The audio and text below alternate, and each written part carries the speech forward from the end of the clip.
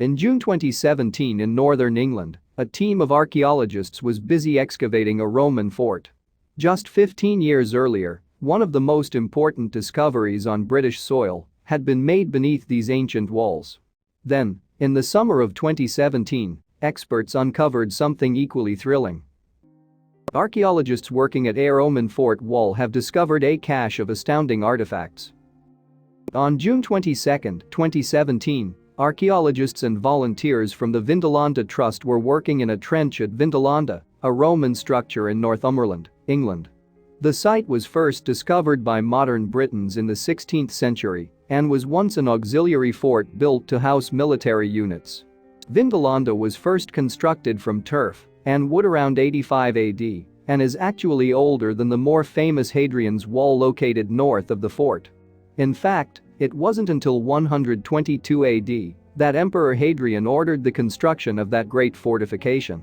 Splitting the modern-day regions of England and Scotland, Hadrian's Wall was designed to separate Roman and ancient Britain lands. With Hadrian's Wall completed, a stone fort was constructed at Vindolanda. And when the Britons began rebelling against Rome, the outpost was fortified even further.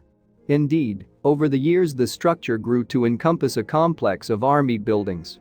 It also featured stone huts thought to house villagers during tumultuous times.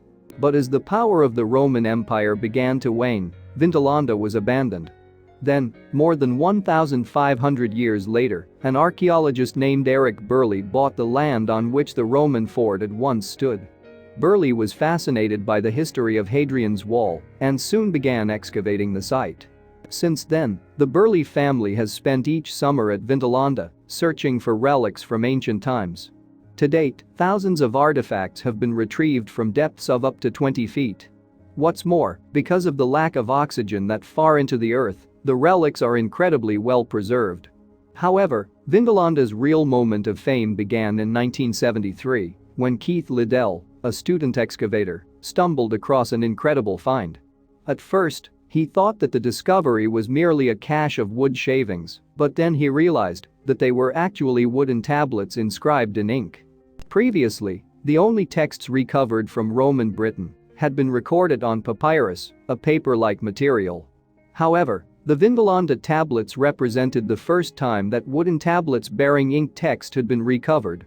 Consequently, Robin Burley, Eric's son, called in the experts to assess them. Unfortunately, the wood oxygenated quickly after its excavation, rendering the tablets illegible. But by using infrared photography, researchers were able to uncover the original script. Then experts analyzed the strange writing and were finally able to read the words that had been written so long ago. Throughout the 1970s and 1980s, in fact, Robin and his team recovered many remnants of letters from Vindolanda. Then, in 1992, they struck gold. Buried in the earth, excavators found a cache comprising hundreds of ancient letters. And these would go on to become some of the most famous documents ever recovered from Roman Britain. Although the Bloomberg tablets, discovered in London in the early 21st century, are thought to be older, the Vindolanda writings have been treasured for the unique details that they reveal about Roman life. They tell stories of beer supplies running low, for example, as well as recollections of birthday parties and the daily chores of those living at the fort. Robin's son Andrew was just 17 years old when the Vindolanda tablets were first found, and he has grown up dreaming of making a big discovery of his own. Every season since then I have hoped, but never really expected, that more might turn up, he told The Guardian in July 2017. And amazingly, on June 22, 2017, Andrew's dreams came true. Buried deep beneath the ruins of Vindolanda, excavators spotted something exciting in a trench that measured around 10 feet long. Then, lifting the item out, they realized that it was another Roman document and a fine example of its kind. It was half a confronting tablet, Andrew, now CEO of the Vindolanda Trust, wrote on the Trust's website in July 2017. 2 pages stuck together with the telltale holes and V-notches at the top of the pages. What's more, the team found themselves retrieving multiple tablets from the site. Eventually, in fact, some 25 documents were recovered from the trench. According to experts, they are all thought to date from the 1st century AD. And while the tablets are still undergoing conservation work, archaeologists are already very excited about the find. As with the original 1992 discovery, many of the latest letters are written on birch, a resource that was plentiful in Roman times. However, one tablet made from oak has been deemed especially precious.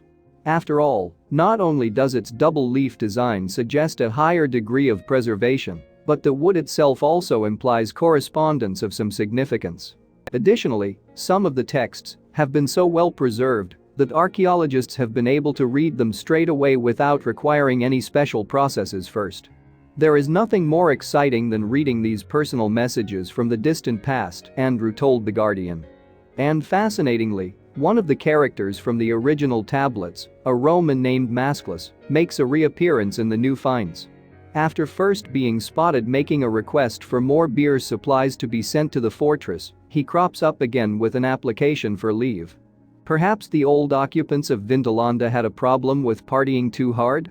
In addition, while the original discovery had been made at the site of an ancient bonfire, the latest finds were distributed evenly in a line across the trench. We wondered if somebody was carrying them in a bag with a hole in one corner, Andrew explained. Or if somebody had been walking along reading them and chucking them away one by one. Today, the tablets are still in the process of being closely studied by experts. Eventually, though, it is hoped that they will reveal even more about life at Roman Vindolanda. And given their significance, it's understandable that Robin Burley has been in a bit of a celebratory mood. My father has been rather poorly recently, Andrew told The Guardian. But by the time I got home he had cracked open a bottle of champagne, and the level had already fallen considerably. Thanks for watching, and don't forget to like and subscribe.